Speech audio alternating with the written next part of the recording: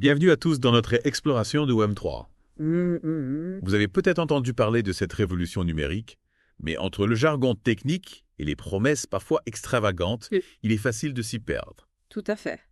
Notre objectif aujourd'hui, Oui. vous donner les clés pour comprendre le Web3 et son potentiel, sans pour autant tomber dans le piège du battage médiatique. Ça. C'est important. C'est vrai, le Web3 suscite beaucoup d'enthousiasme, mais il est important de démêler le vrai du faux. On va donc s'attaquer aux concepts fondamentaux D'accord. en décortiquant les technologies et les enjeux qui se cachent derrière ce terme un peu mystérieux. Plutôt que de vous noyer sous un flot d'informations, Oui. on va se concentrer sur ce qui est vraiment important pour vous. Mm. On va parler de blockchain, Oui. de crypto-monnaie, Bien sûr. de tokenomics. Mhm. Et bien sûr, on va essayer de décrypter ensemble les opportunités et les risques du Web3. L'idée est de vous donner une vision claire et accessible du Web3 pour que vous puissiez vous forger votre propre opinion C'est ça. et naviguer dans cet univers en pleine effervescence. Exactement. Alors, on commence par la base, Oui, allons-y. la blockchain. La fameuse blockchain. On en entend beaucoup parler, Oui. mais concrètement, comment ça marche? Ah va. C'est un peu comme un immense registre numérique, partagé et accessible à tous, qui enregistre chaque transaction de manière transparente et infalsifiable. C'est une bonne image. D'accord? Ce qui est intéressant avec la blockchain, c'est justement cette notion de décentralisation. Pas d'autorité centrale, D'accord. pas d'intermédiaire qui contrôle tout. La blockchain est gérée par un réseau d'ordinateurs répartis dans le monde entier, Ah oui. ce qui la rend théoriquement plus résistante à la censure et à la manipulation. Mais qui s'occupe de faire fonctionner ces réseaux? Alors, C'est là qu'interviennent les mineurs ou validateurs. en gros, ce sont eux qui vérifient les transactions et les inscrivent dans la blockchain. Exact. Et pour les motiver à faire ce travail, Yeah. ils sont récompensés en crypto-monnaie. C'est un système d'incitation qui permet de garantir la sécurité et l'intégrité de la blockchain. Intéressant. Mais attention, Oui. il existe différents types de blockchains avec des mécanismes de consensus et des objectifs différents. C'est vrai, on ne peut pas parler de la blockchain, mais plutôt des blockchains. Exactement. Il y a Bitcoin, la plus connue, Oui. Ethereum, qui permet de créer des applications décentralisées, et bien d'autres encore. Chacune a ses propres spécificités, et il est important de comprendre pour bien appréhender le Web3. Absolument. Et c'est justement ce qui rend le Web3 si fascinant. On a un écosystème en pleine expansion avec des innovations constantes et un potentiel énorme pour transformer de nombreux secteurs d'activité. Tout à fait. Et pour comprendre ces différents écosystèmes, il faut s'intéresser à leur économie interne, Ouais. c'est-à-dire à leur tokenomics. La tokenomics, c'est un peu le code génétique d'un projet Web3. Elle définit comment les jetons, ces actifs numériques qui circulent sur la blockchain, sont créés, distribués et utilisés. Donc en analysant la tokenomics d'un projet, on peut comprendre comment il est gouverné, Oui. quels sont les incitatifs pour les participants. Et si le modèle économique est viable à long terme, Exactement. c'est un peu comme une radiographie qui nous permet de voir au-delà du battage médiatique. C'est une excellente comparaison. La tokenomics est un élément crucial à prendre en compte pour évaluer la crédibilité et le potentiel d'un projet Web3. D'accord. Et pour aller plus loin dans l'analyse, Oui. on peut s'intéresser aux différents types de jetons et à leurs fonctions. Il y a les jetons de gouvernance qui donnent le droit de voter sur les décisions importantes. Oui. Les jetons utilitaires qui donnent accès à des services spécifiques, bien d'autres encore. C'est un domaine complexe, mais il est essentiel de comprendre comment les jetons fonctionnent pour naviguer dans l'univers du Web3. Justement, on a beaucoup parlé de concepts et de technologies. Mais concrètement, comment on peut s'y retrouver dans ce foisonnement d'informations? Alors, Comment identifier les projets prometteurs et éviter les pièges? il n'y a pas de formule magique. Non. Mais on peut se poser les bonnes questions. D'accord. D'abord, il faut se méfier du marketing excessif. Si un projet promet des rendements irréalistes ou utilise un jargon technique incompréhensible, c'est souvent un mauvais signe. C'est vrai, il faut rester critique et se méfier des promesses trop belles pour être vraies.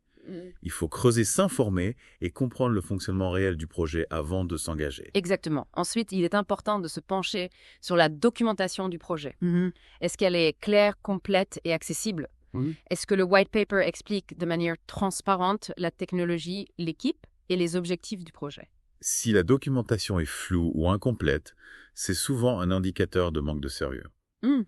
Il faut pouvoir comprendre où l'on met les pieds avant d'investir. Et bien sûr, il est crucial de se renseigner sur la répartition des jetons. Oui, la répartition. Est-ce qu'elle est équitable?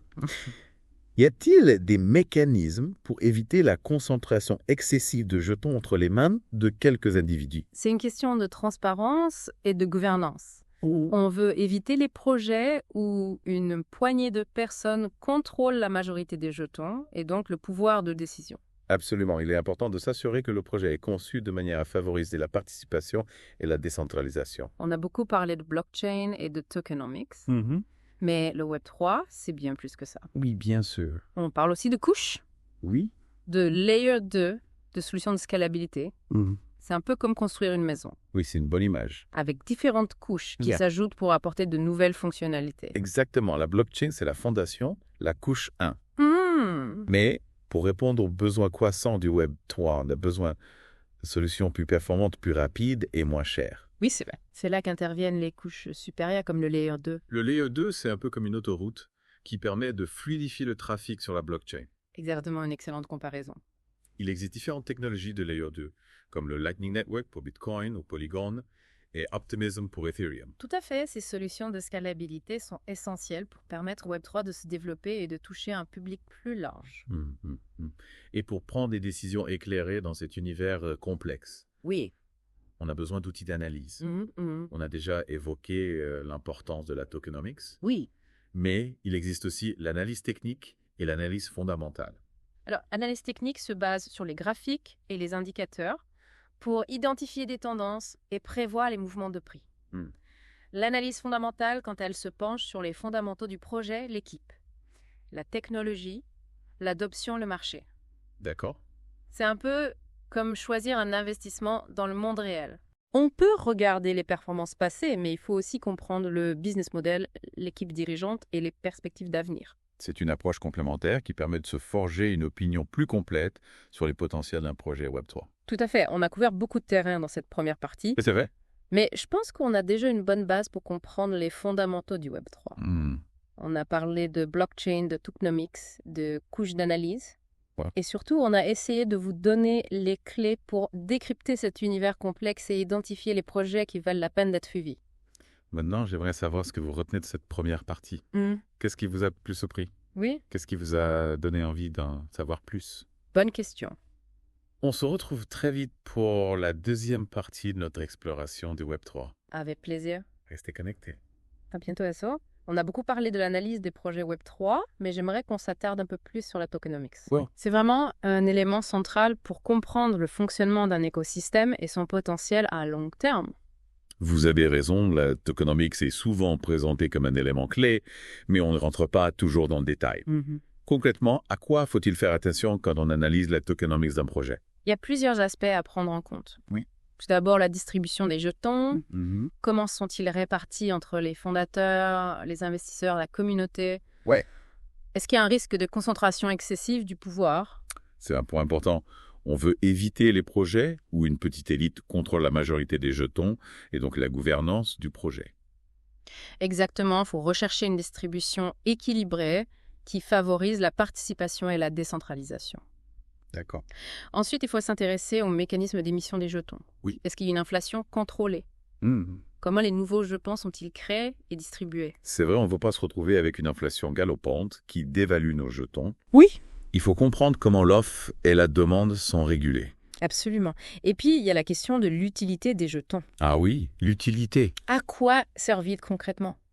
Est-ce qu'ils donnent accès à des services, à des récompenses, à des droits de gouvernance? C'est là qu'on peut vraiment distinguer les projets qui ont une réelle utilité de ceux qui sont purement spéculatifs. Exactement. Un jeton qui a une utilité claire et tangible a plus de chances de maintenir sa valeur sur le long terme. Donc pour résumer, quand on analyse la tokenomics d'un projet, on regarde la distribution des jetons, les mécanismes d'émission et l'utilité des jetons. C'est ça. C'est ça. En résumé, oui, mais il ne faut pas oublier que chaque projet est unique et qu'il n'y a pas de recette miracle. L'analyse de la tokenomics demande de l'expérience et du discernement. Bien sûr. Et si on passe maintenant de la théorie à la pratique? Oui, allons-y. Est-ce que vous pouvez nous donner un exemple concret d'analyse de tokenomics? Prenons l'exemple d'un projet de jeu vidéo basé sur la blockchain. Imaginons que les jetons du jeu Donne accès à des objets rares, à des personnages exclusifs et à des droits de gouvernance sur le développement du jeu. Ça a l'air intéressant, mais comment on peut savoir si la tokenomics est bien conçue? On pourrait analyser la distribution des jetons. Est-ce qu'une part significative est réservée aux joueurs? Est-ce qu'il y a des récompenses pour les joueurs actifs? Oui, c'est important que les joueurs soient impliqués dans la gouvernance et qu'ils soient incités à participer au développement du jeu. Exactement. On pourrait aussi regarder comment les nouveaux jetons sont émis. D'accord. Est-ce qu'ils sont distribués en fonction de la progression des joueurs? Est-ce qu'il y a un système pour limiter l'inflation? C'est essentiel pour garantir la pérennité du jeu et la valeur des jetons. Et enfin, on pourrait analyser l'utilité des jetons. Oui. Est-ce qu'ils donnent accès à des objets réellement exclusifs et précieux? Est-ce que les droits de gouvernance ont un impact réel sur le développement du jeu? En gros, il faut que les jetons aient une vraie valeur ajoutée pour les joueurs. Oui. C'est ce qui va les inciter à les acquérir et à les utiliser. Exactement, c'est un exemple parmi d'autres, mais il montre bien l'importance d'une analyse approfondie de la tokenomics pour comprendre le fonctionnement d'un projet Web3. C'est très clair. Merci pour cet exemple. Et maintenant, si on parlait un peu des différentes couches de la blockchain, on a évoqué le layer 2, mais j'aimerais qu'on explore un peu plus en détail ce concept et son importance pour le Web3. Avec plaisir, comme on l'a dit précédemment, la blockchain, c'est la couche de base, la fondation du Web3, mais elle a ses limites, notamment en termes de scalabilité. C'est vrai. C'est là qu'intervient le layer 2. On a besoin de solutions pour permettre au Web3 de se développer et de gérer un nombre croissant de transactions. Le layer 2, c'est un ensemble de technologies qui permettent d'exécuter des transactions en dehors de la blockchain principale, tout en garantissant la sécurité et la finalité des transactions. C'est un peu comme créer des voies rapides pour fluidifier le trafic. Exactement, le layer 2 permet de réduire les coûts et les délais de transaction tout en augmentant la capacité du réseau. Et il existe différentes technologies de layer 2, c'est ça?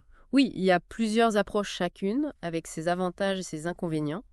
On a par exemple les sidechains, qui sont des blockchains parallèles à la blockchain principale, les state channels, qui permettent de réaliser des microtransactions en dehors de la blockchain, ou encore les roll-ups qui regroupent plusieurs transactions en une seule pour les valider sur la blockchain principale. C'est un domaine assez technique, mais il est important de comprendre les enjeux du layer 2 pour l'avenir du Web3. Absolument, le layer 2 est essentiel pour permettre au Web3 de passer à l'échelle et de répondre aux besoins d'un nombre croissant d'utilisateurs. Et quelles sont les implications concrètes pour les utilisateurs? Alors, Est-ce qu'on va voir une différence au niveau des applications Web3? oui, le layer 2 va permettre de créer des applications plus performantes, plus rapides et moins chères à utiliser. On peut imaginer des jeux vidéo plus fluides, des plateformes de DeFi plus accessibles, des réseaux sociaux plus réactifs. C'est une perspective excitante. Le layer 2 a le potentiel de démocratiser l'accès au Web3 et de le rendre accessible à un public plus large. C'est un élément clé pour l'adoption massive du Web3. Et si on parlait maintenant de l'analyse technique et fondamentale, comment ces outils peuvent nous aider à prendre des décisions éclairées dans l'univers du Web3? L'analyse technique et l'analyse fondamentale sont deux approches complémentaires pour évaluer le potentiel d'un projet Web3.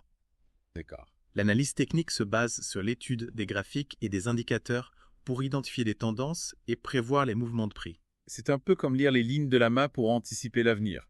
On peut dire ça comme ça, l'analyse technique va observer les patterns, les volumes d'échange, la volatilité pour essayer de déceler des signaux d'achat ou de vente. Et l'analyse fondamentale, elle se concentre sur quoi? L'analyse fondamentale s'intéresse aux fondamentaux du projet, la technologie, l'équipe, la communauté, le marché, la concurrence, l'objet. L'objectif est de comprendre le business model, la vision et le potentiel de croissance du projet. C'est un peu comme faire une due diligence avant d'investir dans une entreprise. Exactement, on va analyser le white paper, l'équipe derrière le projet, la roadmap, les partenariats pour se faire une idée de la solidité et de la crédibilité du projet. Donc pour résumer, l'analyse technique nous aide à comprendre les mouvements de prix, tandis que l'analyse fondamentale nous aide à comprendre la valeur intrinsèque du projet. C'est une bonne synthèse et il est important de combiner ces deux approches pour avoir une vision complète et prendre des décisions éclairées. Et concrètement, quels outils peut-on utiliser pour faire de l'analyse technique et fondamentale? Il existe de nombreuses plateformes et outils en ligne. Oui. Pour l'analyse technique, on a par exemple TradingView qui permet de visualiser des graphiques, d'ajouter des indicateurs, de suivre des alertes. C'est un outil très populaire chez les traders. Oui, c'est une plateforme très complète et intuitive pour l'analyse fondamentale. On peut utiliser des plateformes comme Messari ou CoinGecko qui fournissent des données sur les projets, les équipes, les taux et les performances. C'est un bon point de départ pour se renseigner sur un projet et se faire une première opinion. Il existe aussi des sites spécialisés dans l'analyse des projets, Web3, des blogs, des forums. Il y a une multitude de ressources disponibles en ligne. L'important, c'est de croiser les sources, de faire preuve d'esprit critique et de ne pas se laisser influencer par le battage médiatique. Tout à fait, l'analyse des projets Web3 demande du temps, de la patience et un certain sens de l'observation. On a couvert beaucoup de terrain dans cette deuxième partie. On a parlé de tokenomics, de Layer 2, d'analyse technique et fondamentale. Et j'espère qu'on vous a donné les clés pour mieux comprendre l'univers complexe du Web3 et prendre des décisions éclairées. Maintenant, j'aimerais savoir ce que vous retenez de cette deuxième partie. Quels sont les points qui vous ont le plus marqué? Le Web3 est en constante évolution. Il est important de rester curieux et de continuer à apprendre. On se retrouve très bientôt pour la troisième et dernière partie de notre exploration du Web3. Restez connectés. À bientôt. On a exploré les fondamentaux du Web3, décortiqué la tokenomics, plongé dans les couches de la blockchain et même abordé les outils d'analyse technique et fondamentale. Mais au-delà de ces aspects techniques, j'aimerais qu'on prenne un peu de recul et qu'on se pose une question essentielle. Quel est l'impact réel du Web3 sur nos vies? On parle beaucoup de révolution de transformation. Ouais. Mais concrètement, qu'est-ce que ça change pour nous au quotidien? Alors c'est une question cruciale. Le Web3 promet de nombreux changements, certains plus visibles que d'autres. Prenons l'exemple de la finance décentralisée, la DeFi. DeFi.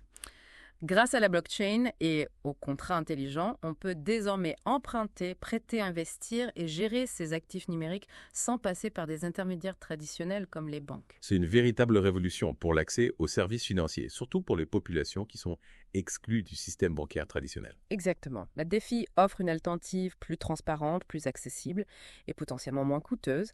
Et puis, il y a les NFT, ces jetons non fongibles qui révolutionnent la façon dont on en perçoit et en échange la propriété numérique. On a vu des exemples spectaculaires de NFT vendus pour des millions de dollars, mais au-delà du battage médiatique, quel est l'impact réel des NFT? Les NFT ouvrent de nouvelles perspectives pour les artistes, les créateurs, les collectionneurs. Ils permettent de créer une rareté numérique, d'authentifier l'origine d'une œuvre et de garantir la propriété à son détenteur. C'est une révolution pour la propriété intellectuelle et on voit déjà des applications dans l'art, la musique, le jeu vidéo et bien d'autres domaines. Et puis, il y a le métavers, cet univers virtuel persistant qui suscite beaucoup d'enthousiasme et d'interrogation. Le métavers, c'est un peu la convergence de toutes ces technologies, la blockchain, les NFT, la réalité virtuelle. Oui, c'est ça. C'est un espace où on peut interagir, créer, échanger et vivre des expériences immersives.